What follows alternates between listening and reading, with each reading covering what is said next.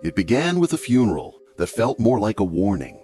On July 4th, 2025, the Bishop Briggs crematorium overflowed with mourners, hardened faces from Glasgow's underworld, standing shoulder to shoulder in tense silence. They weren't just burying Ross Monaghan and Eddie Lyons Jr. They were burying any illusion that peace had ever existed between the Lyons and Daniel clans. Two men executed on the sun-soaked streets of Spain. One message whispered through the crowd: this war isn't over. But what keeps it alive after 24 years? On the evening of May 31st, 2025, an masked gunman walked into an Irish bar in Fuengirola, Spain. It was Champions League final night. The place was packed.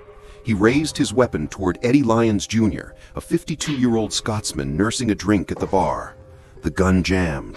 For 3 agonizing seconds, the only sound was the metallic click of a failed mechanism. Lyons turned. Their eyes met. The gunman cleared the chamber and fired. Lyons dropped instantly. Then the shooter turned and sprinted after Ross Monaghan, the bar's owner, who was already running for his life through the kitchen. He didn't make it. Both men were dead before the police arrived. When Spanish investigators traced the suspect's movements, they discovered something chilling. The killer had an escape route mapped to Portugal. His phone pinged towers in Scotland days before, and the weapon, sourced through channels linked to a crime family 2,000 miles north in Glasgow. This wasn't a random hit. This was the latest chapter in a war that had been raging for 24 years. A war that began with £20,000 worth of cocaine and a moment of youthful arrogance that would leave dozens dead. To understand why 2 middle-aged men died in a Spanish resort town in 2025, you have to go back to Glasgow, back to 2001, back to a cramped safe house in Milton, one of the city's roughest neighborhoods, where the Daniel family stored their product.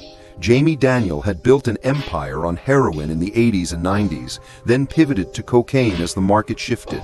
He was methodical, calculating, respected. But respect in Glasgow's underworld isn't given. It's maintained through fear. And in the summer of 2001, a group of teenagers decided they weren't afraid. They called themselves the Club Boys. Among them were Ross Monaghan and Eddie Lyons Jr., both in their late teens, both hungry for reputation. They knew about the safe house. They knew the Daniels kept weight there. So they broke in, took £20,000 worth of cocaine and sold it on the street. They didn't pay the Daniels a penny. It was, by any measure, a colossal miscalculation. Because in the criminal underworld, theft isn't just about money. It's about power. It's about what happens when word gets out that you got robbed by kids and did nothing. Jamie Daniel demanded repayment. The Lyons family refused. And just like that, a £20,000 debt became a blood feud. What no one could have predicted was how deep it would go, how personal it would become, or how many lives it would consume over the next 2 decades. The Daniels needed to send a message, so they turned to their enforcer, a young man in his 20s with protruding front teeth and a nickname that didn't match his brutality, Kevin Carroll, known as Gerbil on the streets. Carroll had a personal stake in this. Allegedly, he'd been bullied by members of the Lyons crew when they were younger. Now, he had the power to settle old scores, and he did.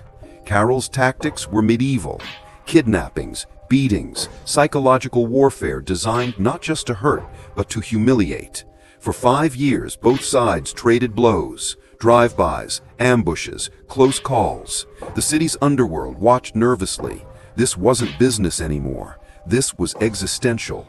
But what happened next would shock even the police. On a cold November night in 2006, Kevin Carroll and a group of associates drove to Lynn Cemetery in Glasgow.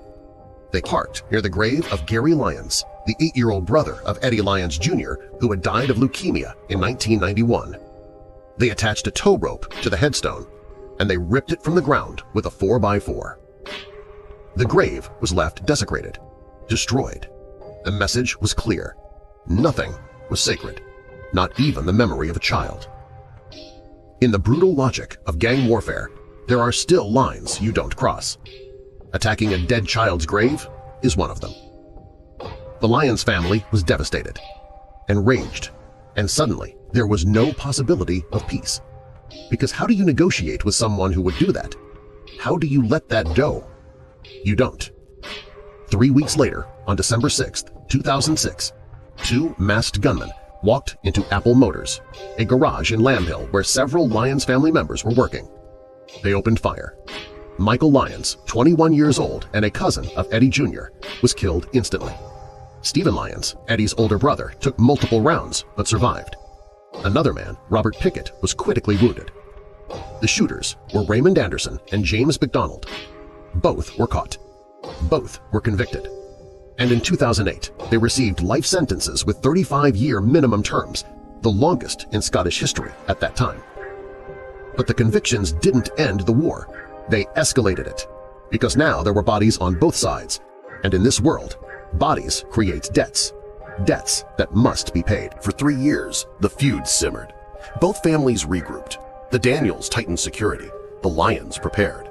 And on January 13, 2010, in the parking lot of an Asda supermarket in Rober Royston, Kevin Carroll paid the ultimate price. He was ambushed in broad daylight, shot more than 10 times. Families with shopping carts scattered as the sound of gunfire echoed across the lot. Carroll died where he fell. The execution was precise, military grade, and it sent a clear message. The Lyons had not forgotten the grave, they had not forgotten Michael, and they would not stop. Ross Monahan was arrested and tried for the murder in 2012. He was acquitted. The evidence was circumstantial. Witnesses were too terrified to talk. But another man, William Patterson, a known hitman for the club boys, had fled to Spain. He was extradited in 2015, convicted and sentenced to life with a 22-year minimum. Justice, in a sense, had been served. But the war was far from over. Between 2010 and 2016, the feud appeared to cool. Police crackdowns had decimated both organizations. Jamie Daniel was aging and ill. Eddie Lyons Sr. faced charges for financial crimes. Open violence declined, but beneath the surface, nothing had changed. The grievances were still there. The hatred was still there.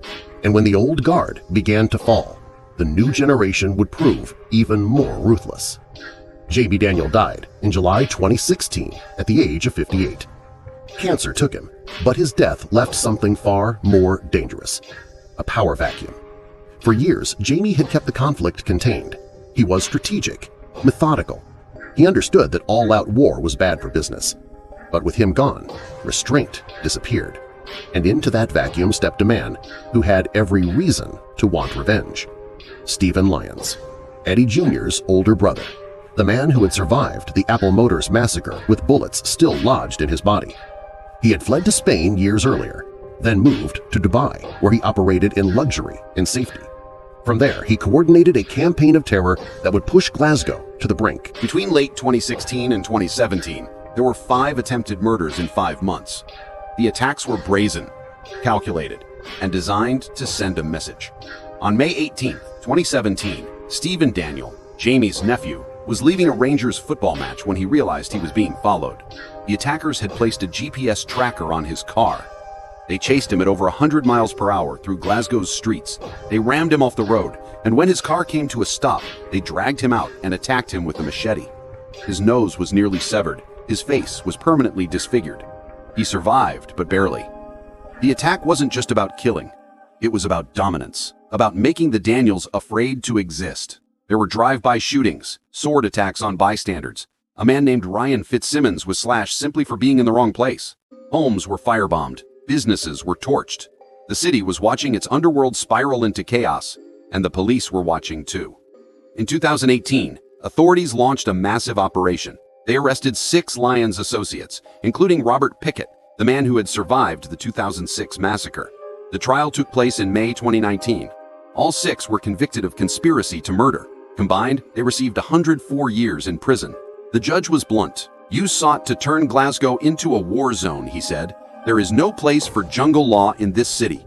It was a significant victory for law enforcement. But it didn't end the feud, because the war had already evolved. It had gone global, and a new player was about to enter the game. His name was Ross McGill, born in Glasgow, raised in violence. At 31, he was living in Dubai, running a crew called Tamagunto, which means we are together in Spanish. He was nicknamed Miami for his flashy lifestyle, luxury cars, designer clothes, yachts. He styled himself as Mr. Big. But beneath the glamour, McGill was a businessman, and in 2021, he had a problem. He'd been scammed in a cocaine deal. The buyer was linked to Mark Richardson, a major drug boss in Edinburgh, who had ties to the Daniel family. Richardson was in prison, but his network was still active. McGill wanted revenge. More importantly, he wanted market share. So he reached out to the Lyons family with a proposition. "Team up with me," he said. "We'll destroy the Richardson-Daniel network together, and we'll split the spoils." The Lyons agreed, and with that handshake, the feud entered its most violent phase yet. Between 2022 and 2025, Central Scotland became a war zone. McGill and the Lyons didn't just attack rivals, they terrorized them. Homes were firebombed while families slept. Drive-by shootings were filmed and posted to social media with music and taunting captions. It was psychological warfare in the digital age. They weren't just trying to kill their enemies, they were trying to humiliate them, break them, make them too afraid to fight back. The Daniels retaliated. In May 2024, they firebombed the taxi belonging to the father of McGill's girlfriend. In early 2024, they opened fire on homes in Edinburgh. Children were inside. In April 2025, they coordinated 4 firebombings in a single night. One house had a child asleep upstairs. The police were overwhelmed. They formed a task force of over 100 officers, but as the Scottish Police Federation admitted, they were chronically underfunded. The gangs had more money, better weapons, and fewer rules. Still, they pushed forward. Operation Portal Edge resulted in 55 arrests, firearms, arson, organized crime. But even as suspects were led away in handcuffs, everyone knew the truth. The feud would continue, because it always did. And then there was the international dimension, because this wasn't just a Scottish story anymore. The Lyons family had spent years in Spain's Costa del Sol, living among expats and criminals who had fled the UK. While there, they formed an alliance with one of Europe's most dangerous cartels, the Kinahan Cartel. Led by Daniel Kinahan, an Irishman with global reach, the Kinahans controlled cocaine routes from South America to Europe. Together, the Lyons and the Kinahans became known as the Celtic Cartel. Stephen Lyons was the key liaison, and in 2023, that partnership bore fruit. Off the coast of Ireland, authorities seized the MV Matthew, a vessel carrying £157 million worth of cocaine. Investigators believe the Lyons helped orchestrate the shipment. The feud was no longer just about Glasgow. It was about international drug trafficking, European cartels, transnational organized crime, and that made it infinitely more dangerous. Which brings us back to Fungirola, back to that Irish bar on Champions League final night, back to Eddie Lyons Jr. and Ross Monaghan. Both men had been part of this war from the beginning. They'd stolen the cocaine in 2001. They'd survived 2 decades of retaliation. They'd built lives in Spain, thinking distance would keep them safe. It didn't. The gunman who killed them was arrested in Liverpool days later. His phone records showed contact with Scotland. Spanish investigators told their Scottish counterparts that the suspect was a professional, a hitman linked to the Daniel family. Police Scotland publicly denied that the murders were orchestrated from the UK, but experts weren't convinced. The escape route, the timing, the weapon sourcing, it was too sophisticated to be coincidence. And if the Daniels were responsible, there was another terrifying possibility – retaliation. Because Eddie Lyons Jr. and Ross Monaghan weren't just members of the Lyons family. They were connected to the Kinahan Cartel, and the Kinahans don't forgive. On July 4, 2025, Scotland came to a standstill. At Bishop Briggs Crematorium in East Dunbartonshire, 2 funerals were held. Eddie Lyons Jr., Ross Monaghan, side by side. Dozens of mourners gathered under the watchful eyes of police. Officers filmed every face, recorded every license plate, because they knew that in this world, funerals aren't just about grief. They're about strategy, about seeing who shows up, who's still in the game. The ceremony was somber, emotional, but beneath the surface, everyone understood what it meant. This war wasn't over. It was just entering a new chapter. And it's not just the headline murders that keep this conflict alive. It's the constant, grinding violence. The 16-year-old and 20-year-old arrested in April 2025 for 5 counts of attempted murder. The failed 500,000-pound drug deal that sparked retaliatory arson attacks.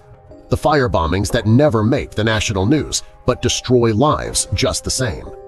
This is a war sustained by low-level terror, by a generation raised in violence who know nothing else.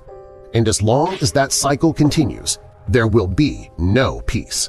Because vengeance doesn't have an expiration date. Reputation can't be rebuilt through compromise. And in the world these men inhabit, backing down is the same as dying. 24 years, dozens dead, hundreds arrested, millions spent on policing. And it all started with 20,000 pounds worth of stolen cocaine and a refusal to say sorry. Today, the Daniel family is weakened but not destroyed. The Lyons family is scattered across Europe and the Middle East, operating from Dubai and Spain. Ross Miami McGill is still free, still dangerous, still plotting his next move. And in the streets of Glasgow, Edinburgh, and beyond, young men with no memory of 2001 are picking up guns and carrying forward a war they didn't start but feel obligated to finish. The question isn't whether the violence will continue. It's how many more will die before someone, somewhere, decides that enough is enough. But as the mourners filed out of that crematorium on a warm July afternoon, one thing was painfully clear. That day hasn't come yet, and until it does, the bodies will keep falling. Because this is a war without end, a blood debt that can never be repaid, and a reminder that in the underworld, some grudges are eternal. And with cartel alliances deepening and power still up for grabs, one haunting truth remains. This story isn't finished.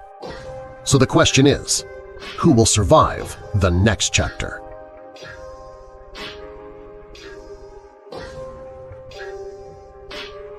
If you want to see how global cartels, old-school enforcers, and new-age gangsters collide in Britain's hidden criminal empires, subscribe to Inside the Secret World of Mafia Titans, hit the bell, and join us for the next deep dive into the world few dare to expose. Picture this. It's 11:30 on a Saturday night in sunny Spain. Soccer fans are leaving a popular bar after watching the Champions League final. The atmosphere should be celebratory. But in the shadows, a black-clad figure emerges from a waiting car. 2 shots ring out. 2 men fall dead on the pavement. The gunman vanishes into the night, leaving behind a trail of blood that stretches not just across southern Spain, but all the way back to the grimy streets of Glasgow, Scotland. What you're about to discover is how a 25-year-old feud between 2 Scottish crime families has transformed from local turf wars into an international nightmare. A story of stolen drugs, acid attacks, machete violence, and murders that span continents. This is the story of Scotland's most dangerous gang war, and how it went global. Our story begins not in the sun-soaked streets of Spain's Costa del Crime, but in the concrete jungle of Glasgow, Scotland, a city that spent decades trying to shed its violent reputation, transforming itself into a celebrated city of culture. But beneath this carefully crafted image, something sinister was brewing. For over 2 decades, 2 families have been locked in a blood feud that would make the Montags and Capulets look like a neighborhood disagreement. On one side, the Lyons clan. On the other, the Daniel family. Between them lies a trail of bodies, burned buildings, and broken lives that stretches back to the year 2001. But what could possibly spark a war that would rage for a quarter of a century? The answer lies in 20,000 pounds worth of white powder and a robbery that would unleash hell. The year was 2001. Cocaine was still relatively new to Scotland's criminal underworld. While heroin had long been the drug of choice in Glasgow's impoverished housing estates, this new substance promised far greater profits. The dealers had even given it a nickname, Morningside Speed, named after Edinburgh's most affluent suburb. In a Daniel gang safe house, 20,000 pounds worth of this precious commodity sat waiting. It should have been secure. It should have been untouchable. It wasn't. Someone from the Lyons gang had been watching, waiting, planning. And when the moment was right, they struck, making off with the entire stash. Now, £20,000 might not sound like much in today's drug trade, but in 2001, it was enough to start a war. A war that would consume 2 families, terrorize entire communities, and ultimately spread its tentacles across Europe. The Daniels wanted their drugs back. More importantly, they wanted blood. And blood is exactly what they would get. To understand this war, you need to understand the soldiers who would fight it. Eddie Lyons Sr. wasn't your typical community leader. By day, he ran what appeared to be legitimate community projects in Glasgow's Milton housing estate. He even convinced local councillors to let him use a former school building for his community work. What those naive politicians didn't realize was that they had just handed over a building to one of Glasgow's most dangerous crime bosses. The community centre would later be shut down after complaints that it had become a gang headquarters. But if Eddie Lyons Sr. was the politician of the family, his son Eddie Jr. would become its enforcer. And on the other side of this bloody equation stood a man whose very name struck fear into Glasgow's underworld. Kevin Gerbil Carroll. Carroll wasn't just a criminal. He was an artist of violence. His signature move became known throughout Glasgow as alien abductions. Rivals would simply disappear. Days later, they'd be found dumped on street corners, semi-naked, traumatized beyond repair, and claiming they couldn't remember what had happened to them. But Carroll's victims knew. They just weren't talking. Carroll had another motivation for his war against the Lyons family. According to sources close to the investigation, he claimed to have been bullied by members of the Lyons clan during his school days. Now, with the power of the Daniel gang behind him, it was time for payback. But Carroll would take this personal vendetta to a level that shocked even Glasgow's hardened criminal underworld. What he did next crossed a line that even gangsters considered sacred. In 1991, 8-year-old Gary Lyons died of leukemia. For his family, including his older brother Eddie Jr., it was an unimaginable tragedy. The kind of loss that transcends the brutal world of gang warfare. Gary's gravestone stood in a Glasgow cemetery as a memorial to an innocent child taken far too soon. A place where family members could come to mourn, to remember, to find some small measure of peace. Kevin Gerbil Carroll decided to destroy that peace. In an act that stunned even his fellow criminals, Carroll vandalized the child's gravestone. He desecrated the memory of an 8-year-old boy who had never hurt anyone, who had died of a disease he couldn't control, whose only crime was being born a Lyons. In the underworld, there are rules, unwritten codes that even the most hardened criminals respect. Family members who aren't in the life are off limits. Children are sacred. The dead should rest in peace. Carroll had broken every one of these rules.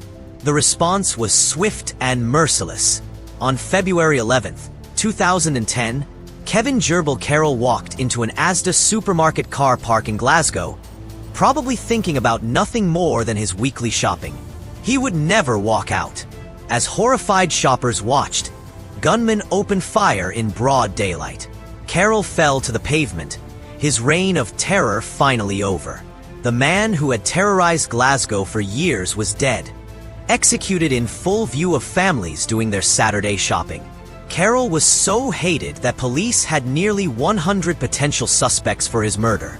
In most cases, narrowing down that list would be the detective's primary challenge. In this case, the challenge was different. Which of Carroll's many enemies had finally gotten to him first? But rather than ending the feud, Carroll's death was about to make it infinitely worse.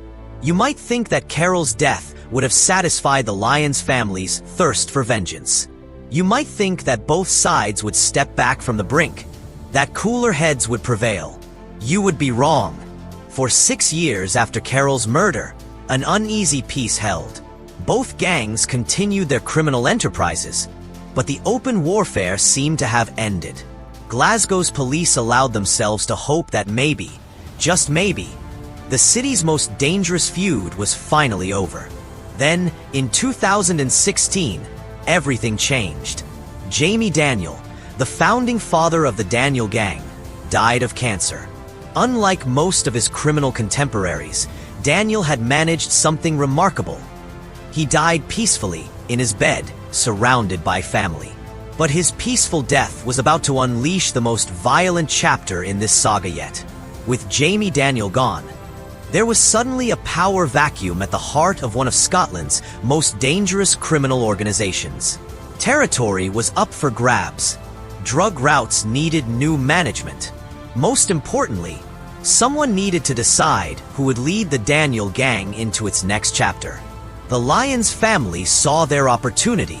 In just 5 months, they launched 5 separate murder attempts against Daniel Gang members. 5 calculated strikes designed to decapitate their enemies once and for all. But what happened to Stephen Bonzo Daniel would shock even Scotland's violence-hardened police force. It was a scene from a Hollywood action movie. Except the blood was real and the screams were genuine. Stephen Daniel's car roared through the streets of North Glasgow at over 100 miles per hour, with his would-be assassins in hot pursuit. The chase ended when Daniel's car finally crashed. But his ordeal was just beginning. The Lyons gang members dragged him from the wreckage and produced machetes. What they did next was so savage that when paramedics arrived, they initially thought Daniel had been shot. His face was slashed so badly that his nose was hanging by threads of skin near his ear. Blood pooled on the pavement as Daniel lay semi-conscious, his features almost unrecognizable. This wasn't just attempted murder. This was a message, a brutal demonstration of what happened to anyone who opposed the Lyons family. But the Daniels were far from finished. While Glasgow's gangs were macheting each other in car parks and housing estates, something far more dangerous was happening behind the scenes. These weren't just local thugs fighting over street corners anymore. The Lyons family had formed an alliance that would transform them from Scottish criminals into international players. Their new partners were Ireland's notorious Kinahan Cartel, an organization so dangerous that its leadership had fled to Dubai to escape Dublin's law enforcement. Suddenly, the stakes were much higher than £20,000 worth of stolen cocaine. The Kinahan Cartel controlled supply routes that stretched from South America through Europe. Their product was measured not in thousands, but in millions. And now, they had chosen the Lyons family as their Scottish distributors. One Lyons family member had already relocated to Dubai after an attempt on his life in Glasgow back in 2006. From his Middle Eastern base, he was reportedly building what insiders called a Celtic cartel, a partnership between Scottish and Irish criminals that could flood the UK with South American cocaine. This wasn't just about Glasgow anymore. This was about international drug trafficking on a scale that Scottish law enforcement had never seen before. But with greater profits came greater risks. And when you're swimming with international sharks, sometimes the biggest danger doesn't come from your oldest enemies.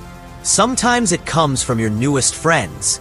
By 2023, the war had evolved beyond recognition. This wasn't the same feud that had started over £20,000 of stolen drugs. The players were the same, but the game had changed completely. Homes were firebombed across central Scotland. Businesses, garages, taxi companies, beauty salons went up in flames. Suspected associates were attacked with machetes in broad daylight. Even well-heeled districts of Edinburgh weren't safe anymore. But perhaps most chilling of all, the gangsters started posting videos of their handiwork online. Masked thugs filmed themselves as they destroyed property, as they terrorized communities, as they turned Glasgow's carefully cultivated image as a city of culture into a global embarrassment. The violence was reaching far beyond the gangs themselves. Russell Findlay, now leader of the Scottish Conservatives, but formerly an investigative journalist, had written a book about the Daniel Lyons feud called Caught in the Crossfire. The title proved prophetic. In 2015, 3 years after his book's publication, Findlay answered his front door to find a man waiting for him. Before he could react, acid was thrown in his face, leaving him permanently scarred. I remember thinking at the time, Findlay would later say, "Why is nobody else saying enough is enough?" This is what happens when organized crime becomes too powerful. They try to take on mainstream society. The attack on Findlay wasn't an isolated incident. Across Scotland, the tentacles of gang violence were reaching into legitimate society. Councillors were being intimidated. Prison officers' cars were being firebombed. The gangs weren't content to fight each other anymore. They were taking on the state itself. Which brings us back to that Saturday night in Fuengirola, Spain. Back to Monahan's bar, with its happy hour specials and big screen TVs. Back to Ross Monahan and Eddie Lyons Jr., watching football and probably feeling safer than they had in years. They were wrong. Spain's Costa del Sol has long been known as the Costa del Crime, a sunny refuge for British criminals looking to escape the reach of UK law enforcement. For decades, fugitives have hidden in plain sight among the beach bars and golf courses, running their empires from poolside loungers. Ross Monahan, 43, had every reason to feel secure in his Spanish exile. He'd been acquitted of murdering Kevin Gerbil Carroll back in 2010, though the case had made him a marked man in Glasgow. After being shot in the shoulder in 2017, he'd made the sensible decision to relocate to sunnier climes. Eddie Lyons Jr., 46, was visiting his old friend. Both men were senior figures in the Lyons organization, but they were also getting older, possibly looking to step back from the violence that had defined their lives. On that Saturday night, their past finally caught up with them, as the Champions League final ended and customers began filing out of Monahan's bar. A car pulled up outside. Security cameras would later capture what happened next, but they wouldn't capture the identity of the killer. A figure emerged from the vehicle, dressed entirely in black. Some witnesses later described him as blonde-haired, possibly Scottish himself. He moved with purpose, with the confidence of someone who had done this before. 2 shots, 2 bodies, 2 lives ended on a Spanish sidewalk, their blood mixing with the warm Mediterranean evening air. The gunman climbed back into his vehicle and disappeared into the night, leaving behind a crime scene that would send shockwaves from the Costa del Sol all the way back to Glasgow. But here's where this story takes an even more sinister turn. Spanish police have yet to identify the Fuengirola gunman. Scottish authorities have plenty of suspects, but proving which one pulled the trigger will be nearly impossible. The killer is probably already back in Scotland, or perhaps hiding somewhere else in Europe's criminal underground. But Russell Findlay, the man who literally bears the scars of this conflict, raises a troubling possibility. What if the shooter wasn't working for the Daniel gang at all? It could have been the work of their long-standing enemies in Scotland, he says. But out in Spain, they are swimming with much bigger sharks who may be even more ruthless than they are. Think about it. The Lyons gang's partnership with the Kinahan Cartel has made them players in an international game where the stakes are measured in hundreds of millions of pounds. At that level, loyalty is temporary and business is everything. Maybe Monahan and Lyons Jr. knew too much. Maybe they were skimming profits. Maybe they were planning to cooperate with law enforcement. Or maybe they were simply expendable pieces in a much larger chess game. In the world of international drug trafficking, yesterday's partner can become tomorrow's target without warning. The truth is, we may never know who ordered their execution. The Spanish investigation continues, but professional hits like this are designed to leave no traces, no witnesses, no evidence that leads back to those who commissioned the killing. What we do know is that 2 more lives have been claimed by a feud that began with 20,000 pounds of stolen cocaine more than 2 decades ago. A local dispute that has now metastasized into something far more dangerous. As I speak to you now, this war is far from over. Reports emerged last month that the Lyons gang was seeking a truce with their Daniel rivals. Given the recent events in Fuengirola, that seems highly unlikely. Scottish police have arrested over 40 people in connection with the ongoing feud. Angela Constance, Scotland's Justice Secretary, insists that law-abiding citizens have nothing to fear, pointing to overall crime statistics that show recorded crime down 40% since 2006 to 2007. But critics argue that these statistics hide a more troubling reality. While petty crime may be decreasing, organized crime is becoming more sophisticated, more violent, and more international in scope. The gangs aren't just getting stronger, they're getting smarter. Russell Findlay warns that Scotland isn't a narco-state yet, but it's showing alarming signs of heading in that direction. Attacks on journalists, counselors, and prison officers. Intimidation of public officials. The systematic undermining of law and order. This is how these things start, he says. Too often, the response has been to justify and explain, not to punish and deter. The gangs must be rubbing their hands with glee. Meanwhile, in Spain, local authorities are scrambling to respond. Ana Mula, the mayor of Fuengirola, is calling for more resources to combat organized crime. We live in a world, and at a time where crime knows no borders, she says. In places like the Costa del Sol, we're seeing developments that inevitably affect us. We need much greater involvement from the state on this issue. But here's the terrifying reality. This isn't just Scotland's problem anymore. It's not even just Europe's problem. What started as a local feud in Glasgow has now become part of a global network of organized crime that spans continents. The Lyons-Daniel War has connected Scottish housing estates to Irish cartels, Dubai money laundering operations, and South American cocaine routes. This is how modern organized crime works. Local disputes become international incidents. Regional gangs become global players. And violence that starts on the streets of Glasgow ends with bodies falling in Spanish resort towns. The traditional boundaries that once contained criminal activity, national borders, police jurisdictions, even language barriers, have become meaningless. Today's criminals operate like multinational corporations, with supply chains that stretch across continents and management structures that would make legitimate businesses envious.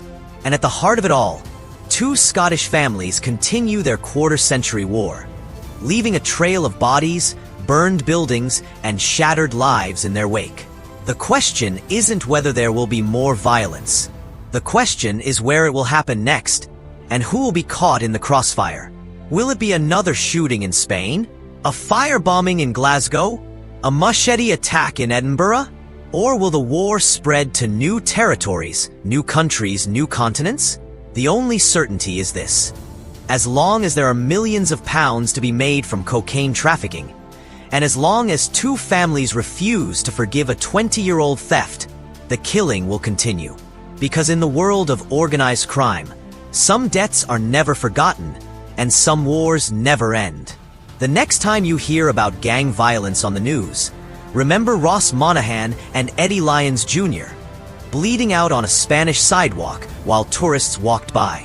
Remember that what might seem like distant criminal activity can reach across borders, across decades, across continents to claim new victims. Remember that behind every statistic about organized crime are real people whose lives have been destroyed by violence, intimidation, and fear. The war between the Lyons and Daniel families began with 20,000 pounds of stolen cocaine in 2001. 23 years later, it has claimed countless lives, terrorized entire communities, and transformed from a local dispute into an international crisis. And unless something changes dramatically in how we approach organized crime, not just in Scotland, but globally, this is just the beginning. The question isn't whether you'll hear about this war again. The question is, who will die next? If this story has shocked you, if you want to understand how organized crime continues to spread its tentacles across the globe, then make sure you subscribe to this channel and hit that notification bell. We dive deep into the world's most dangerous criminal organizations, uncovering the truth behind the headlines and the human cost of the drug trade. Share this video with someone who needs to understand that gang violence isn't just a local problem anymore. It's a global crisis that affects us all. And let me know in the comments below. Do you think Scotland is doing enough to combat organized crime? Or are the gangs already winning this war? Your voice matters in this conversation. Until next time, stay safe, and remember, the truth is always more dangerous than fiction. From the crowded backstreets of Dublin to the glitzy villas of Marbella, one crime family rose from obscurity and rewrote the playbook of organized crime. Their name would echo far beyond Ireland, whispered in the same breath as Italy's Camorra, Mexico's Los Zetas, Japan's Yakuza, and Russia's feared thieves-in-law. This was no ordinary gang of street thugs. This was a cartel that grew into one of the most powerful and globally recognized crime empires of the 21st century. At the heart of it all stood Daniel Kinahan, a man with two faces. To some, he was a power broker in international boxing, shaking hands with champions under the bright lights of sold-out arenas. To others, he was the architect of a bloody underworld feud that left a trail of bodies scattered across Europe. Nearly 20 lives would be claimed in a storm of vengeance, greed, and betrayal. But to understand Daniel's rise, you have to start with his father, Christopher Kinahan, the man who built the foundations of an empire. In the 1990s, Dublin was changing. The city's youth were increasingly exposed to a flood of drugs. And into this market stepped Christopher. He wasn't just another dealer. He was organized, calculating, and ambitious. He began supplying drugs to Dublin's younger generation, quickly building a reputation as a figure not to be crossed. His early operations may have been local, but Christopher was already thinking bigger. By the early 2000s, however, the very ambition that fueled his rise also fractured his network. His gang splintered, and when gangs split in Dublin, blood usually followed. A violent feud erupted that left around a dozen men dead, a grim reminder of the stakes in this ruthless world. But Christopher was not a man easily shaken. In 2001, after a stint in prison, he emerged with renewed determination. Rather than simply return to the old ways, he reinvented himself. He began studying Spanish and Dutch, languages that would prove invaluable in the world of international drug trafficking. He understood that to survive, he needed to escape Dublin's endless cycle of feuds and step onto a larger stage. That stage was southern Spain. Marbella and the Costa del Sol were already havens for expatriates, tourists, and most importantly, smugglers who moved massive quantities of cocaine across Europe. For Christopher, relocating there wasn't just about avoiding old rivals. It was about positioning himself at the very center of Europe's wholesale drug market. In Dublin, he left the day-to-day operations in the capable and brutal hands of Freddie Thompson. Delegating power was risky, but it was also necessary. While Christopher built connections in Spain, Thompson ensured that the Kinahan influence in Ireland only grew stronger. The strategy worked. What began as a Dublin gang evolved into a European powerhouse. Christopher carefully expanded his network, transforming it into one of the continent's most efficient distributors of narcotics. Thompson's grip on the Irish streets gave the cartel a firm base, while Christopher's European connections unlocked unimaginable profits. But such growth always comes with enemies. In 2008, Christopher himself became a target and was forced to flee. Leadership in Dublin shifted to his cousin, Liam Byrne, whose group would eventually be branded by Irish authorities as the Byrne Organized Crime Group. The international spotlight was closing in. In 2010, Spanish authorities launched Operation Shovel, a sweeping investigation designed to dismantle the Kinahan Empire. Raids were carried out, arrests were made, and for a moment, it looked as if the Kinahans might finally fall. But the operation collapsed. Prosecutors couldn't assemble enough evidence to secure convictions, and whispers of corruption within the Spanish police further tainted the case. To the outside world, the Kinahans appeared untouchable.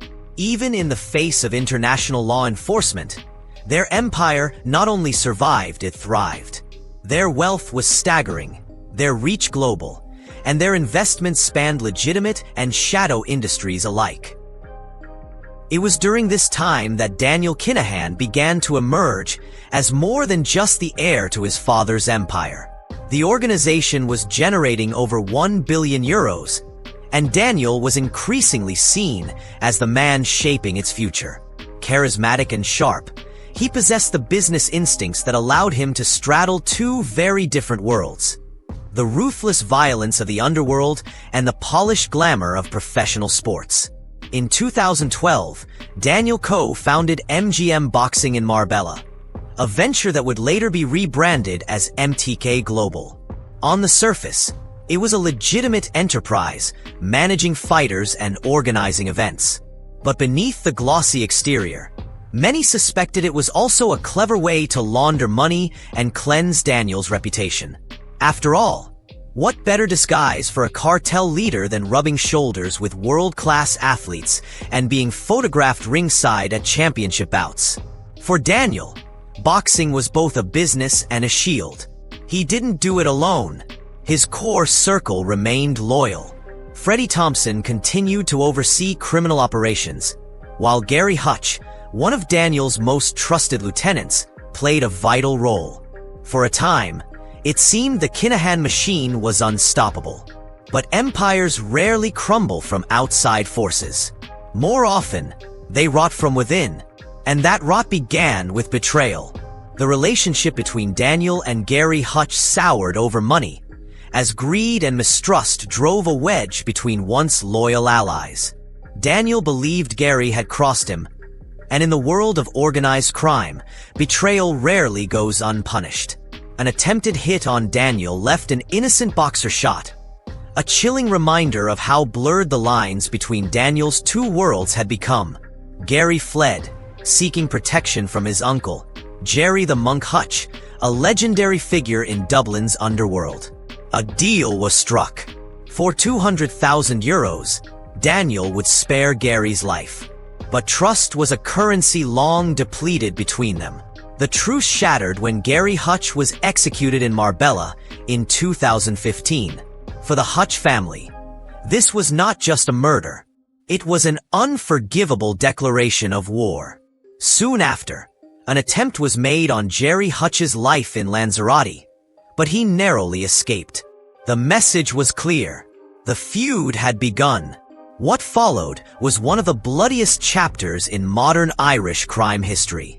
In February 2016, the fragile boundary between the criminal world and the public sphere collapsed in spectacular fashion. During a crowded boxing weigh-in at the Regency Hotel in Dublin, gunmen disguised as police stormed the venue. Their target was Daniel Kinahan. Shots rang out, chaos erupted, and though Daniel escaped unharmed, his associate David Byrne wasn't as fortunate. Byrne's death was the spark that ignited an all-out war between the Kinahans and the Hutches. The violence spiraled almost immediately. Retaliation came in brutal form when the Hutch clan's brother, a taxi driver uninvolved in crime, was murdered. It was a message of escalation. Nobody was safe. Dublin descended into fear as the feud claimed victim after victim. Around 18 lives would be lost in a relentless cycle of hits and counter-hits. Daniel Kinahan was alleged to have personally ordered at least 14 assassinations.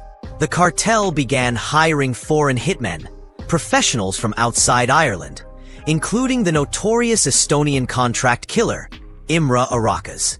Each killing tightened the grip of fear, not only in Dublin but across Europe. For the authorities, The feud created an unprecedented challenge. Gardaí responded with increased armed patrols, checkpoints, and round-the-clock surveillance. Dublin became a city living under siege, its streets patrolled like a war zone. Yet even as police cracked down, the killings continued. The Kinahan-Hutch feud wasn't just about vengeance.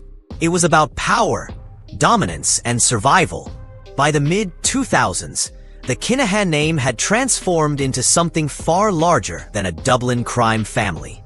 It was a global brand of fear and influence, a criminal enterprise whose reach spanned continents and whose leadership was as comfortable at a weigh-in press conference as it was ordering a hit from the shadows. And with Daniel Kinahan at the helm, the lines between the legitimate and the illicit would blur like never before. As Dublin's streets drowned in blood and fear, the Kinahans made a calculated decision. The Irish capital was no longer a safe base. Every move was monitored, every phone tapped, every ally under suspicion. With police pressure mounting and the Hutch feud spiraling out of control, the cartel shifted its center of gravity thousands of miles away, to the glittering city of Dubai. Dubai was more than a paradise of glass towers and desert wealth. For Daniel Kinahan and his lieutenants, it was sanctuary. The United Arab Emirates had no extradition treaty with Ireland, which meant the long reach of European justice ended at the Gulf's edge.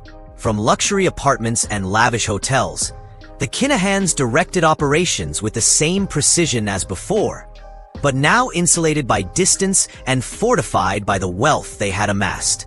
But if the move gave them safety, it also put them under the harshest international spotlight yet. Newspapers splashed Daniel's name across front pages, labeling him the Irish narco baron in Dubai.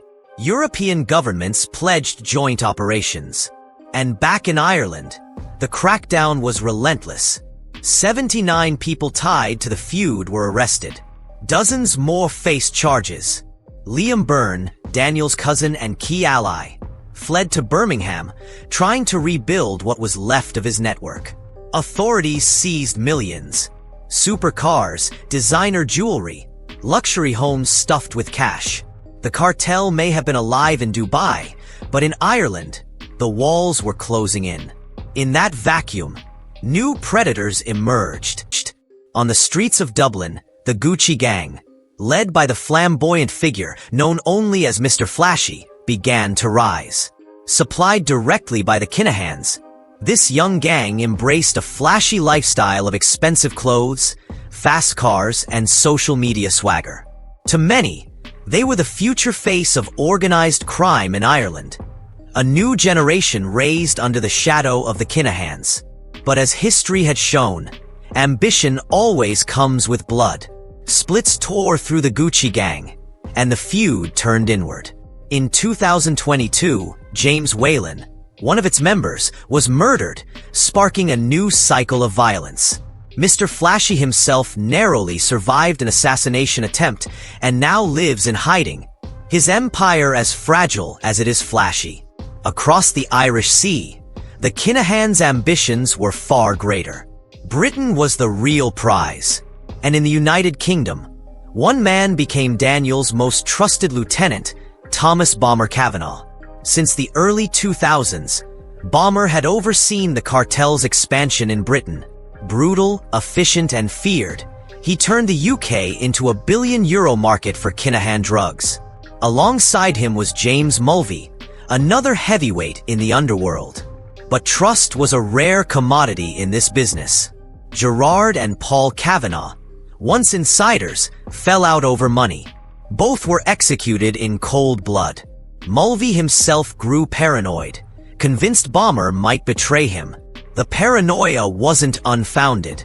In 2019, a raid on Bomber's home revealed weapons, ammunition, and evidence linking him to large-scale shipments of drugs. By 2021, he stood in court facing charges that would finally strip him of his power. The evidence was overwhelming. €36 million worth of drugs proven, and investigators estimated the true total of his shipments at nearly €700 million. Bomber, once untouchable, was sentenced to a long prison term, a devastating blow to the cartel's UK command. But the Kinahans had spread their roots deep. In Liverpool, they had found another set of allies. Liam Cornett and Michael Rice became their representatives in the port city, running an operation that mirrored the County Lines model. They flooded England with cocaine and heroin, stretching their influence across smaller towns and exploiting vulnerable youths to move product. The empire looked solid until one careless mistake shattered the illusion. A grenade exploded inside a house stocked with 1.6 million euros worth of drugs, drawing police attention. The operation unraveled. By 2019, both Cornett and Rice were behind bars, their network dismantled. What had begun as a Dublin gang was now a global cartel. But such reach could not escape the notice of the world's most powerful governments.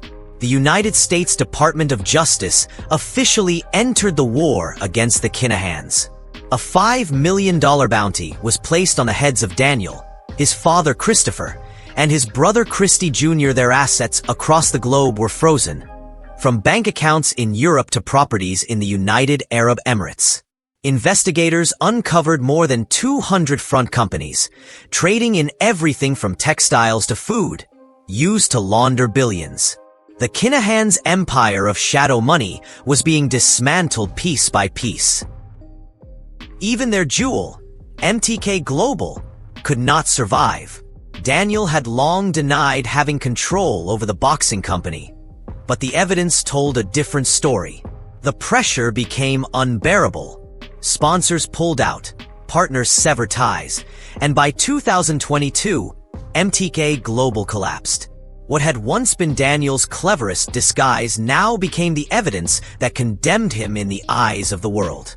For boxing, the scandal was seismic. Daniel Kinahan had been advisor to Tyson Fury, one of the sport's greatest heavyweights. He had even brokered the deal for Fury to face Anthony Joshua in what was billed as the fight of the century. But behind the press conferences and the million-dollar contracts was a cartel boss wanted by international law enforcement. As sanctions piled up, the sport recoiled in shame. Promoters and fighters scrambled to distance themselves, but the damage was done. The ties between organized crime and boxing had been exposed, and the fallout still lingers. Yet despite everything, raids, arrests, sanctions, the cartel refused to crumble. From Dubai, Daniel continued to pull strings. Authorities believe the Kinahans now operate with three clear priorities. Protect Daniel at all costs, secure their wealth hidden in offshore networks, and keep the drug trade alive. But whispers began to circulate of an informant within their inner circle. Christopher Kinahan Sr. himself was said to be investigating the betrayal. If true, it would mean the cartel faces not only pressure from outside forces, but also the rot of suspicion within. Meanwhile, in Dublin, the fear of violence never truly left. Authorities worry that as the cartel regroups, the bloodshed could return. Rival gangs, sensing weakness, are already circling. Among them, the Grundon brothers, leaders of a group known simply as the Family, are rising fast. Their dominance in Ireland grows each month, and some Garda officers now believe they could surpass the Kinahans locally. The cartel, unwilling to surrender its throne, has already dispatched senior emissaries from Dubai to reassert control. The Underworld is bracing for yet another storm. The story of the Kinahan Cartel is far from over. From Dublin to Dubai, London to Las Vegas, their shadow stretches across continents. They are hunted by the most powerful law enforcement agencies in the world, yet still command fear and respect in the criminal underworld. Will Daniel Kinahan end his days behind bars, or will he continue to outmaneuver justice, hiding behind the wealth and connections he has so carefully built? And with rivals closing in and whispers of betrayal growing louder, could the cartel one day collapse from within? What began as a local gang in Dublin has become a case study in how modern organized crime operates. Global, corporate, and almost impossible to eradicate. But history shows that even the most powerful crime empires eventually fall. The question is not if, but when. And as the Kinahan's empire trembles under the weight of global pursuit, one thing remains certain. The world is watching. If you found this story gripping and want to uncover more about the hidden empires of organized crime, don't forget to like this video, subscribe to Inside the Secret World of Mafia Titans, and join us as we continue to explore the dark corners of power, greed, and betrayal. Liverpool, 2007. Rain hammering down like gods trying to wash something away. Blue lights carving through the dark outside a gym and speak. And there, on the wet pavement, a body bag being zipped shut. Colin Smith, businessman, father, ghost. He'd spent years outmaneuvering cartels that turned men into warning signs. He'd smiled at police officers who suspected nothing. But when you lie to everyone long enough, someone eventually stops believing. And in this world, they don't ask for receipts. They collect. Who was this man? The neighbor who drove a modest car and picked his kids up from school? And why did it take 6 years after his partner's murder for the bill to come due? Let me tell you about Liverpool in the 1980s, because that's where this starts. Not in boardrooms or mansions, in the ruins. The docks collapsed, 40% unemployment. Families that built ships for generations suddenly had nothing to build at all. And when legitimate work dies, illegitimate work thrives. Heroin flooded in like a plague. They called it Smack City. Some wore that badge with pride. Others just wore it. This wasn't glamorous. This was survival wearing a tracksuit. Then came Curtis Warren, the blueprint, the original ghost. He didn't just sell drugs in Liverpool, he globalized it. Amsterdam connections, Colombian pipelines. Warren showed everyone how small-time dealers could become international operators. He was the first to prove you didn't need to be Italian or Colombian to run a cartel. You just needed to be smarter than everyone hunting you. Until 1996, when they finally caught him, locked him away, left a vacuum the size of the Mersey Tunnel. And Colin Smith? He was watching, quietly. You wouldn't have noticed Colin Smith at a party. Average height, soft-spoken, worked at small car part shops in Huyton, doing bookkeeping. The kind of man who remembers your birthday, but forgets his own. Neighbors loved him. Police never looked twice. That was the point. Because while Curtis Warren built an empire with flash and reputation, Colin understood something deeper. True power doesn't announce itself. It whispers. Mid-1990s, Colin steps into Warren's shadow. No gold chains, no nightclub appearances, no Instagram before Instagram existed. Just efficiency. Numbers that balanced perfectly, shipments that never got caught. A fruit import company that looked so legitimate it was boring. And boring is invisible. He'd receive containers marked tropical produce from South America. Inside, cocaine. Hundreds of kilos, hidden in false bottoms beneath actual mangoes and bananas. The invoices were real, the paperwork pristine. Even customs agents would wave it through because who audits fruit that aggressively? Genius, really. In a world where everyone's trying to look like a gangster, Colin looked like he sold groceries. Here's where it gets strange. Colin held family Sundays. Every associate had to bring their wives and kids. Barbecues, football matches, birthday parties for children who had no idea their fathers were moving millions. The police thought it was sweet. Community man, family values. It was theater, criminal meetings disguised as suburban wholesomeness. Because who raids a children's birthday party? While others posed for photos with stacks of cash, Colin built a ghost network. One so clean, investigators thought it was just a logistics firm. They had files on him. Thin ones. Businessman. Import-export. Clean tax records. Nothing stuck because there was nothing visible to grab. But every empire built on silence eventually echoes. And Colin's echo came wearing a suit and an enforcer's smile. His name was Stephen Lawler. Stephen Lawler wasn't invisible. He didn't want to be. Ex-bouncer turned fixer. Ran nightclub security rackets across Liverpool. If you owned a club, you paid Lawler's crew, or you found yourself closing early due to unforeseen incidents. Broken glass, broken bones, the kind of persuasion that doesn't require PowerPoint presentations. But Lawler was more than muscle. He was Colin's bridge, the enforcer in a designer suit, the man who could sit with Colombian intermediaries and make them believe Liverpool was serious, professional, worth the risk. Police surveillance from 1999 to 2001 tied him to 12 assaults. 12 they could prove. The real number? Let's just say Stephen Lawler was very good at his job. Colin trusted him. Or maybe Colin needed him. In this world, the line between those two things gets blurry fast. Colin had rules, obsessive ones. All deals were handshake only. No written ledgers, no phone records, no paper trails. Paper trails kill, he'd say. And he was right. Paper trails put Curtis Warren away. Colin learned that lesson well.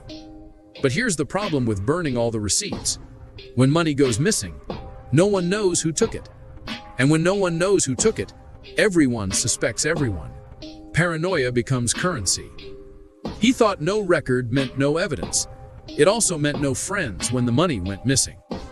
And in 2001, a lot of money went missing. 72 million pounds. Let that number sit. 500 kilograms of pure cocaine, shipped on credit from Colombia through Amsterdam. The kind of deal that makes careers, or ends lives. Usually both. Lawler brokered it, used his connections. The Colombians trusted him because Colin stood behind him. The arrangement was simple. Deliver the product, collect the money, everyone profits. Liverpool to Cartagena, handshake across an ocean. Then the shipment vanished. Not seized, not intercepted, vanished. Someone took it. Someone sold it. Someone kept the money. The Colombians wanted answers. Colin wanted answers. Lawler had none to give. Or maybe he had answers he chose not to share. Trust evaporates fast when tens of millions disappear. May 2001. Stephen Lawler walks out of a Liverpool nightclub. Late. Alone. Probably felt safe. He'd walked out of 100 clubs the same way. But this time, a rival security firm led by Peter Clark was waiting. 4 men. One with a shotgun. They didn't ask questions. They didn't negotiate. Stephen Lawler died in the street outside the very kind of club he used to control. One bullet erased Colin's only bridge to the cartel and left a 72 million pound question no one wanted to answer. Here's what the police didn't know yet. What Colin didn't know yet. The FBI and Interpol were already circling. A DEA memo from 2001, since declassified, noted Liverpool cell linked to Cartagena intermediaries under active surveillance by Europol. Colin's ghost network wasn't as invisible as he thought. The feds were watching. Not closely enough to arrest, but closely enough to track. International agencies marking dominoes, waiting to see which falls first. Colin was now exposed on 3 fronts. The cartel wanted their money, the police were one step behind, and Liverpool's underworld smelled blood. His own kind, the ones who used to fear Lawler. They weren't scared anymore. He'd built everything on silence and trust. Now he had neither. Just a target on his back that grew heavier every day. For 6 years, Colin tried to disappear deeper into legitimacy. Took his kids to school, went to the gym, lived the life of a man who never touched cocaine. Maybe he thought time would erase the debt, that the cartel would forget, that Liverpool would move on. But debt doesn't forget. It compounds. And someone, somewhere, was still keeping score. February 13, 2007. Colin walks out of his gym and speak. Same routine he'd followed for months. Tracksuit, Gym bag, car keys in hand, probably thinking about dinner, maybe thinking about his kids. He never made it to the car. Two men, motorcycle, probably wearing helmets, probably calm. They fired twice and left him bleeding out next to a row of parked cars.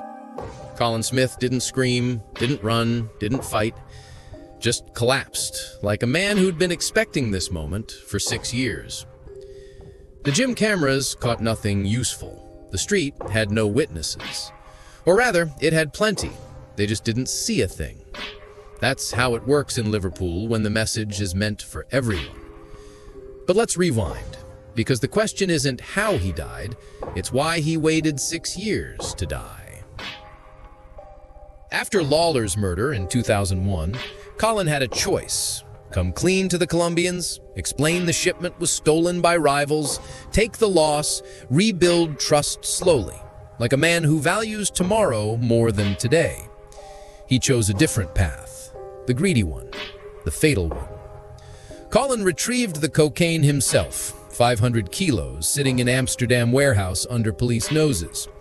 He moved it quietly, sold it across Europe in smaller chunks, Berlin, Prague, Barcelona, markets where Liverpool connections meant nothing and questions were minimal. He kept every penny. 72 million pounds. Gone. Into his pockets, into offshore accounts, into the kind of life he thought he'd earned.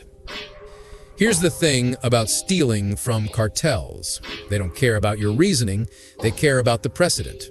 Let one man steal and walk away, and suddenly everyone thinks they can. Colin knew this. He did it anyway. Arrogance, desperation, maybe he thought distance and silence would save him. They never do. To cover his tracks, Colin paid the mules through offshore transfers, Gibraltar accounts mostly, labeled the payments fruit brokerage fees. Clean paperwork, legitimate-looking transactions, the kind of detail that makes forensic accountants nod approvingly before they realize what they're actually looking at. But the cartels weren't accountants. They were businessmen who understood one currency, trust. And Colin needed to buy time before they started asking harder questions. So he forged a Dutch customs seizure form, sent it to Cartagena with an apologetic note. The authorities grabbed it, nothing we could do, bad luck, let's regroup. Brilliant. Almost. Except the date stamps didn't match. Different fonts, different formats, the kind of mistakes experts spot in seconds. And cartels employ experts. They have to. Their survival depends on knowing who's lying. Stephen French, they called him the Blonde, was one of Colin's inner circle. Manchester boy, sharp dresser, sharper instincts. And in 2002, facing his own legal troubles, French made a calculation. Loyalty to Colin or loyalty to breathing? He flipped, told the cartel everything. The fake seizure, the secret sales, the offshore accounts. Europol intercepted communications confirming the whole sordid betrayal. Colin Smith hadn't lost the shipment, he'd stolen it, sold it, kept the money. The cartel's verdict was immediate. Debt equals death. 1 million pounds authorized for whoever delivered Colin's corpse. You don't negotiate bounties like that. You don't plead your case. You run or you die. Colin tried running without leaving. Strange strategy, but he couldn't abandon Liverpool entirely. His kids were there, his life, his identity. So he ran in place. New phones every week. Burners were placed like cigarettes. Drove mirrored routes home. Different streets, different times, never predictable. Installed bulletproof doors at his house. Not metaphorical ones, actual Kevlar-reinforced steel. His wife noticed, asked questions. He smiled and said business was stressful, which wasn't a lie, just an understatement. He wasn't running from police anymore. He was hiding from ghosts with accents he couldn't see coming. Paranoia becomes its own prison. Every car behind you is a threat. Every stranger at the gym might be the one. You stop sleeping properly, stop trusting anyone, stop living, really. You just survive, badly. Colin tried to launder more than money. He tried to launder his conscience, bought Spanish villas, legitimate property, invested in Merseyside car washes, cash businesses that cleaned dirty money while scrubbing vehicles. The irony probably escaped him. Maybe he thought wealth would insulate him, that if he looked successful enough, legitimate enough, the past would stay buried. But the past doesn't negotiate, it waits, and then it collects. For 6 years, Colin lived like a man walking on ice that cracked louder every day. He dropped his son at football practice, attended parent evenings, went to the gym religiously. Routine as camouflage, normalcy as armor. November 13th, 2007. Tuesday. Ordinary. Colin drops his boy off, watches him run onto the field, probably felt something close to peace. A few minutes where he wasn't calculating angles or checking mirrors. Then, his phone buzzed. Text message. Urgent business. Meet outside the gym, 20 minutes. He should have ignored it, should have known better. But when you've spent years pretending to be legitimate, sometimes you forget you're not. Or maybe he was just tired. Tired of running, tired of looking over his shoulder, tired of being the man who stole $72 million and got away with it. Except he hadn't gotten away with it. He just delayed the bill. Colin walked out of that gym in his tracksuit, gym bag over his shoulder, car keys in hand. Thinking about dinner, maybe, or his son's football match, or absolutely nothing, because his brain was finally briefly quiet. 2 shotgun blasts shattered that quiet, point-blank range. They hit him in the chest and head. He was dead before the sound finished echoing. The shooters disappeared in 90 seconds. Motorcycle engine, gone, like smoke. For 6 years, he lived as if every sound behind him was the one. And when it finally came, he didn't even turn. No one screamed. No one chased them. The gym parking lot emptied like water draining. People who saw everything suddenly remembered they saw nothing. That's the code. That's survival. Police arrived to find Colin Smith bleeding into the rain. Another body, another unsolved murder in a city with too many. They launched Operation Nike. 40 officers, 200 witness statements, months of investigation, years of dead ends. No convictions, not one. Because everyone who knew anything valued their own life more than justice. And, honestly, who can blame them? Here's a detail that haunts me. Colin had a £5 million life insurance policy, the kind you buy when you're pretending everything's fine. His family filed the claim after his death, needed it desperately. Man of the house gone, no income, kids to raise. The insurance company froze the payout, invoked the criminal conduct clause, said Colin's lifestyle and death were connected to illegal activity. The family fought it in court until 2015, 8 years. Lawyers and stress and debt piling up, while they argued over money Colin had stolen from people who'd already taken everything. They never got the full amount, settled for scraps.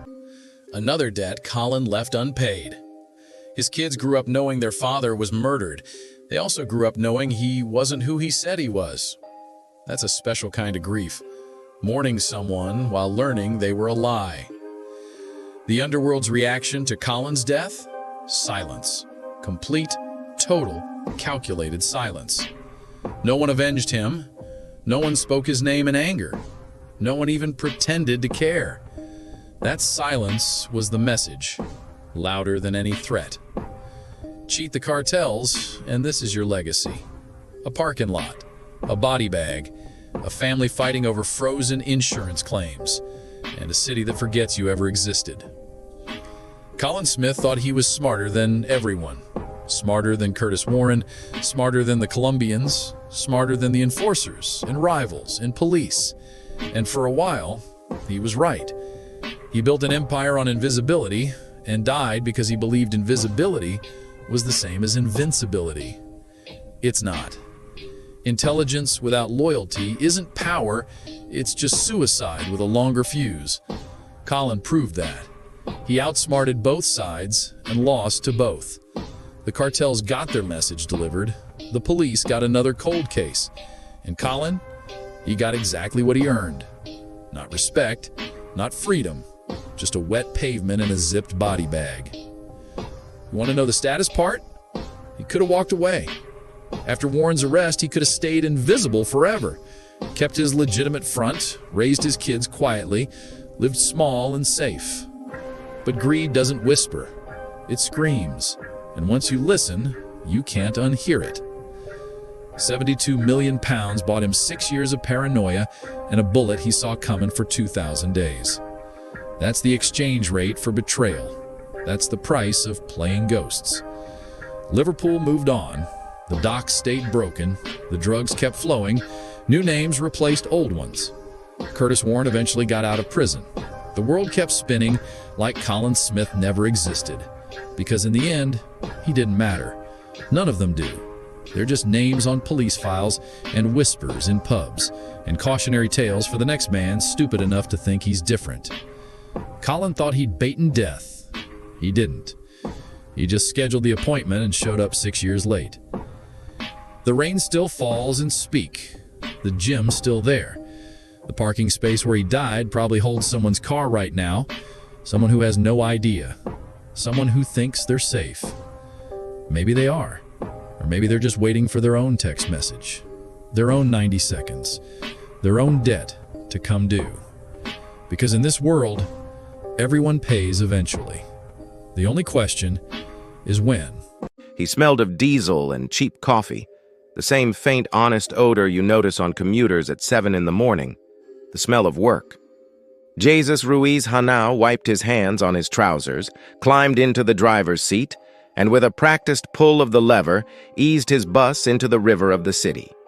To the regulars who nodded as they climbed aboard, he was punctual, polite, the sort of man you'd trust with your child's school run and your elderly neighbor's shopping.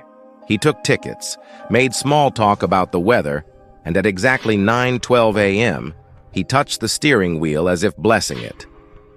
But in the seam between that ordinary gesture and the next, an empire moved through the veins of global commerce, a network worth, authorities would later estimate, in the region of £1 billion.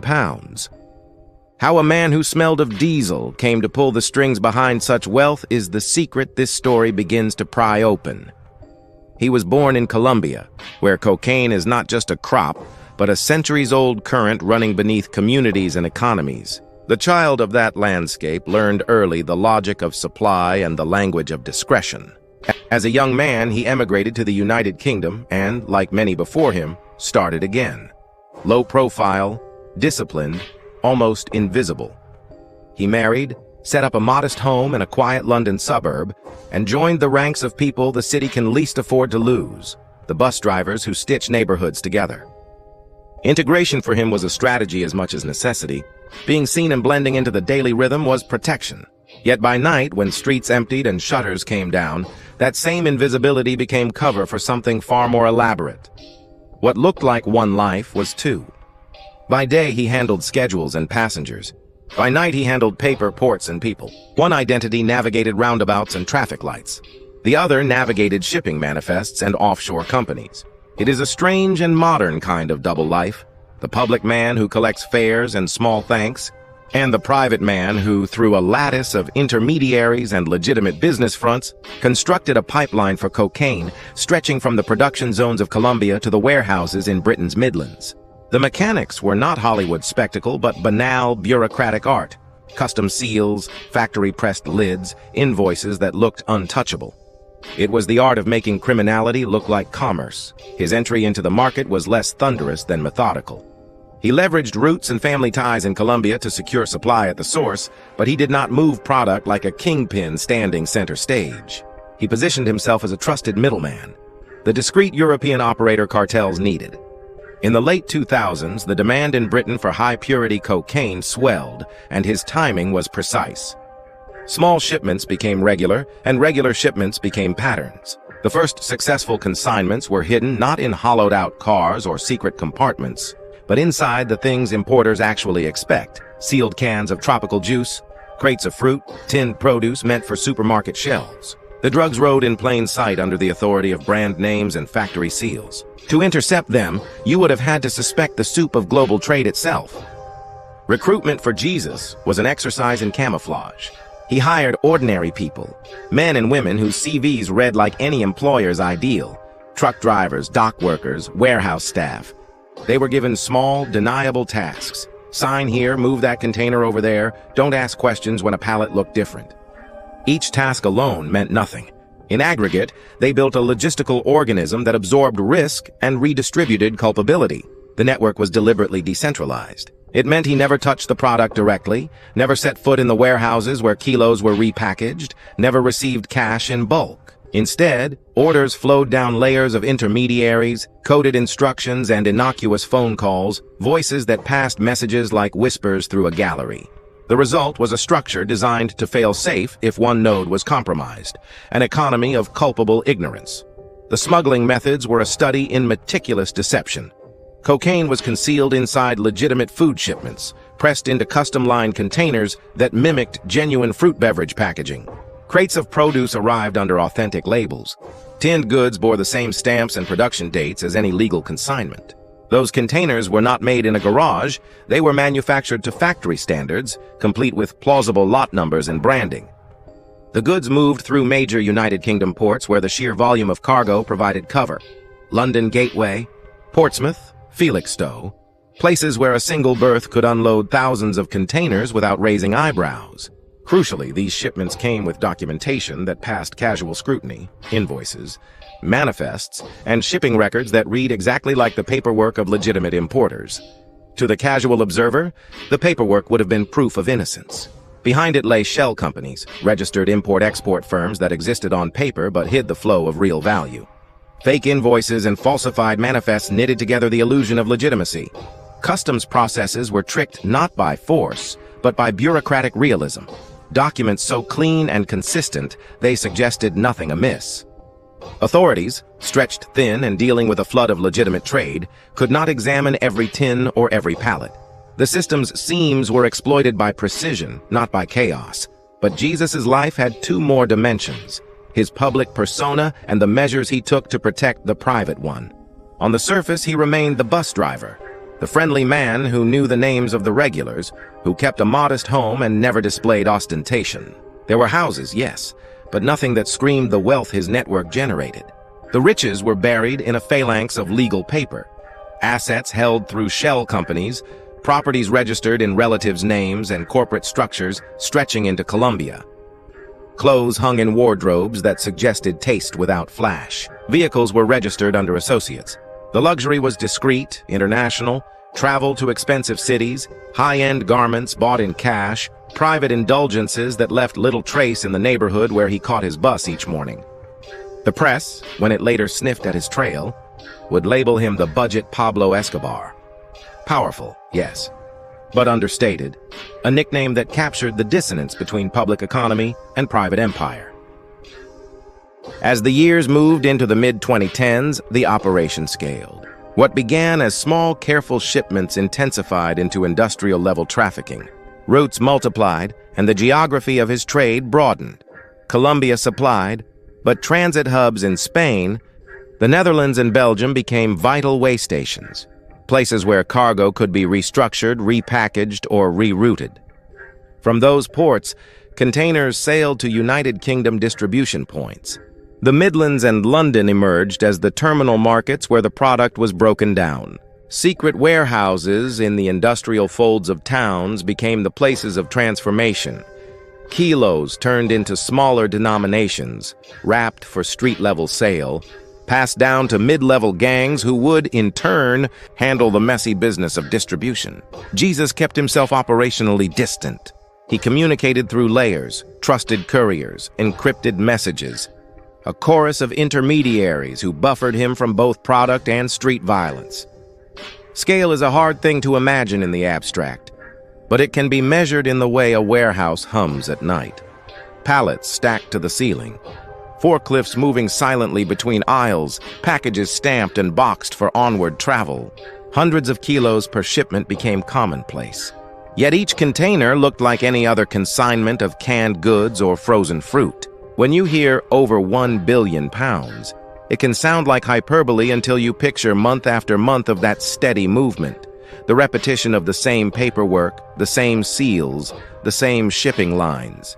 Money flowed back through the system in whispers, payments disguised as legitimate trade, transfers through accounts that seemed to belong to honest companies. The empire's valuation was not a single mountain of cash, but a spiderweb of capital, assets, and control.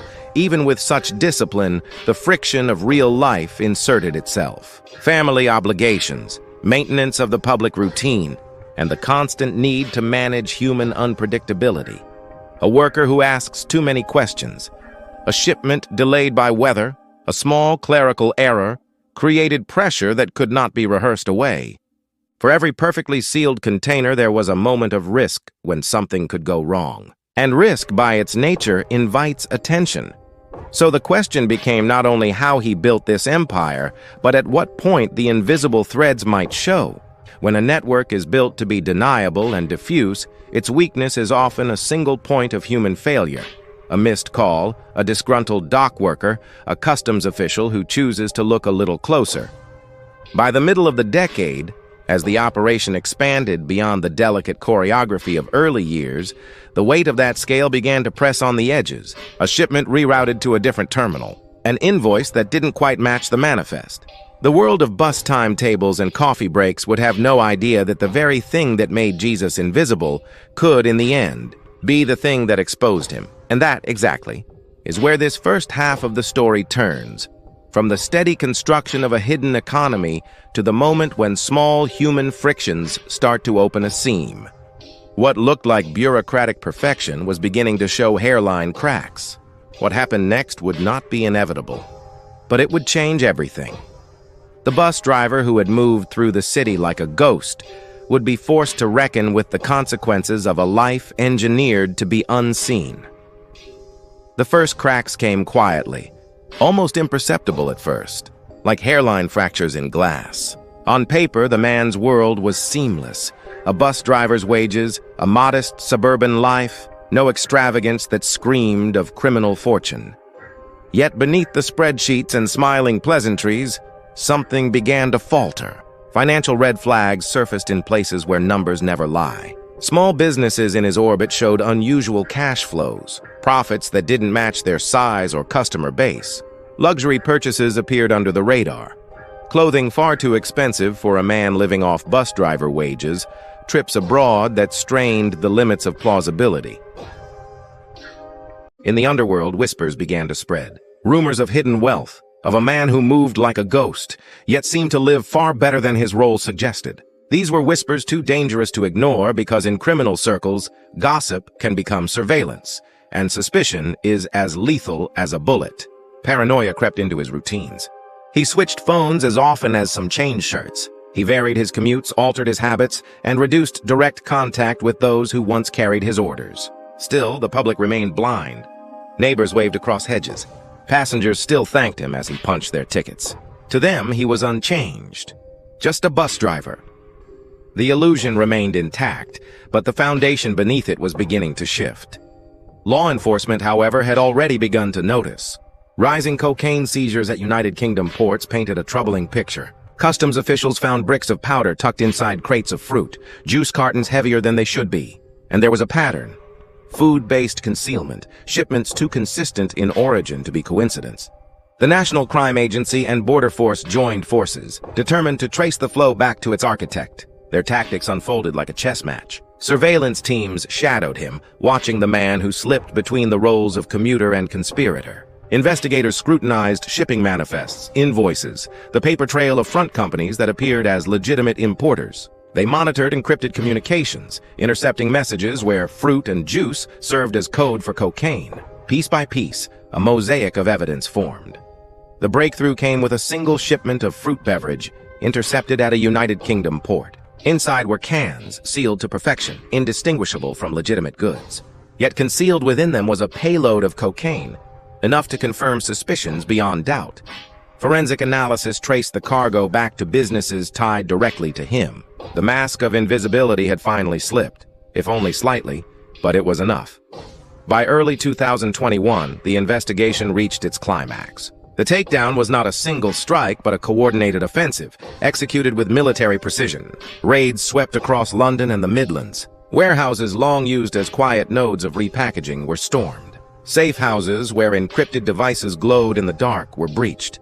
And finally, the modest suburban home, the stage where his public identity had been so carefully curated, became the last target. Officers poured inside, seizing evidence, hundreds of kilos of cocaine stacked in packages, financial records detailing transfers through offshore havens, shipping manifests exposing the fraud of his front companies. Devices filled with encrypted instructions were bagged and tagged, each one another nail in the coffin. When they finally placed him in cuffs, he did not resist. Calm, composed, his expression betrayed nothing. To the officers who led him away, it was as if he was still in character, still the ordinary man, still the bus driver who never stood out. But the empire he had built, quiet, calculated, billion-pound in scale, had finally collapsed around him. The trial that followed drew fascination for its sheer scale. Prosecutors laid out the mechanics of his operation with clinical detail. They presented the disguised beverage containers, their false linings pried open to reveal the white powder inside. They traced the flow of money through offshore accounts, shell companies, and bank transfers designed to wash billions into clean streams. Forensic experts matched samples from seized cocaine to earlier shipments, proving continuity in supply. Every piece of evidence painted the picture of a man who was not merely involved, but who orchestrated the machinery of one of the largest drug pipelines in modern British history. The defense countered with a narrative of minimization. They argued he was not the mastermind, merely a minor player swept along in currents larger than himself. But the evidence was insurmountable. The jury did not hesitate. Guilty on counts of large-scale drug importation and running a major trafficking enterprise. The sentence that followed was decades in prison, a custodial term that ensured he would spend much of his life behind bars. The judge's words echoed through the courtroom, describing the operation as staggering in scale and sophistication. And with that, the facade of the bus driver finally shattered.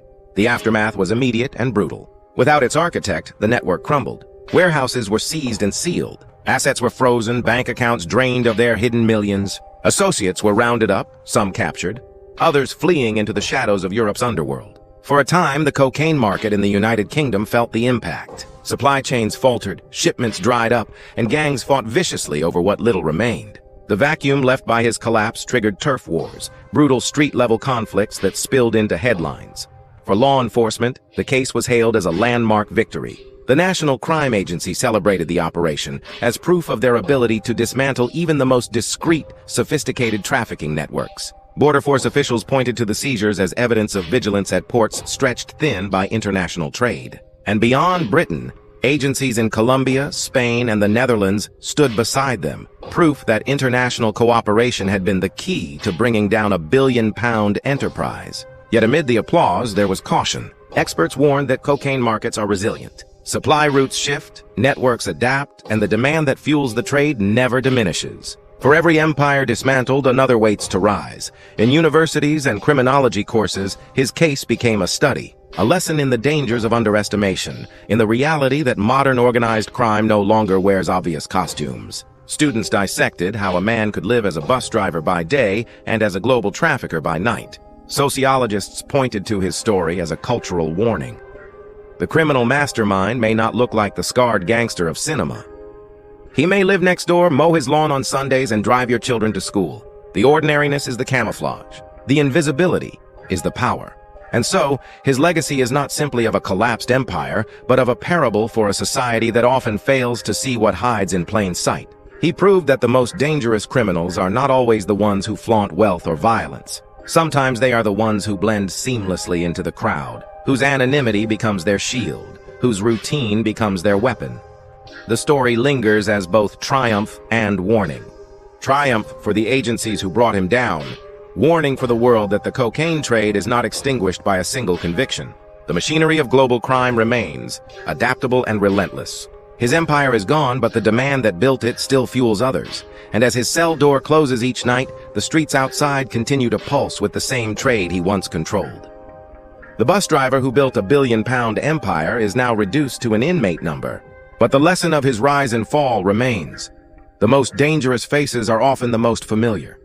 They're the ones you never notice until it's too late. If you've been gripped by this story and want to journey deeper into the hidden machinery of organized crime, make sure you subscribe to Inside the Secret World of Mafia Titans. There are countless more stories like this one, lives of deception, empires of shadows and truths hiding behind ordinary masks. Don't miss what comes next.